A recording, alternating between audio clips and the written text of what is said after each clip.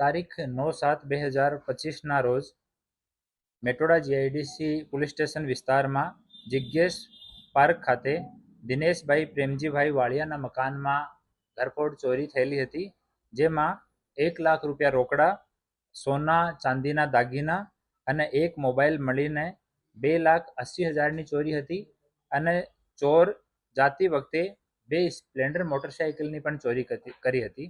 એમાં Metoda GIDC police સ્ટેશનની team એક મોબાઈલ નંબર એક્ટિવેટ થયેલો, આમાં ચોરી થયેલા મોબાઈલમાંથી એના આધાર ઉપર ટેકનિકલ સર્વેલન્સ અને હ્યુમન ઇન્ટેલિજન્સના આધારે 3 આરોપીઓની અને એક બાલ અપરાધીની ધરપકડ કરી છે. એમાં પહેલો આરોપી જીતેન સોમસિંહ ચૌહાણ છે. એ પોતાના સ્ટેટમેન્ટમાં 8 ગુનાઓની કબૂલિયાત કરી છે. આ 8 ગુનાઓની ચકાસણી ચાલુ છે.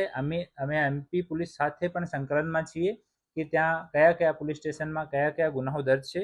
બીજો આરોપી જોહરુ ધનસિંહ બામણિયા, એના વિરુદ્ધમાં એક FIR ICGSમાં મળી છે, જૂનો એક ગુના મળ્યો છે અને પોતે 4 ગુનાની કબૂલાત કરે છે. ત્રીજો આરોપી મહેન્દ્રસિંહ ભેવાનસિંહ મહેડા, એના વિરુદ્ધમાં ટોટલ 4 ગુનાની કબૂલાત કરે છે. આ ગુનાઓની તમામની ચકાસણી ચાલુ છે.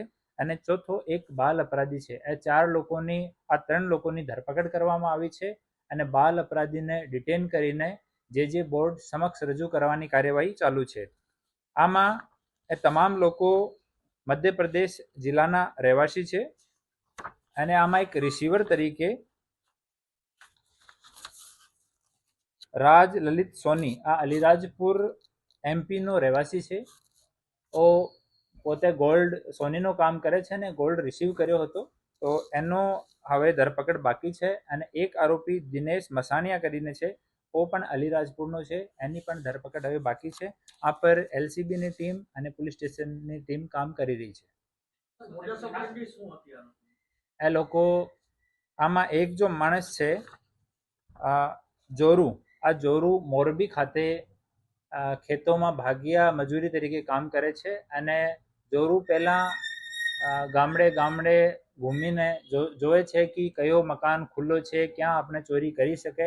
એના પછી આ જોરુ ફોન કરીને જીતેનને, મહેન્દ્રસિંહને અને આ બાળ અપરાધીને આ ત્રણને અહીંયા ઇન્વાઇટ કર્યા હતા અને એ લોકો ચોરીની મોટરસાઇકલનો યુઝ કરે છે અને ચોરી કર્યા પછી પણ જે મોટરસાઇકલ કોઈ મળી જાય, જેમ કે સ્પ્લેન્ડર સાઇન, જો ઇઝીલી આનો ચોરી થઈ શકે એવી મોટરસાઇકલને ટાર્ગેટ કરીને ત્યાંથી ફરાર થઈ જાય છે.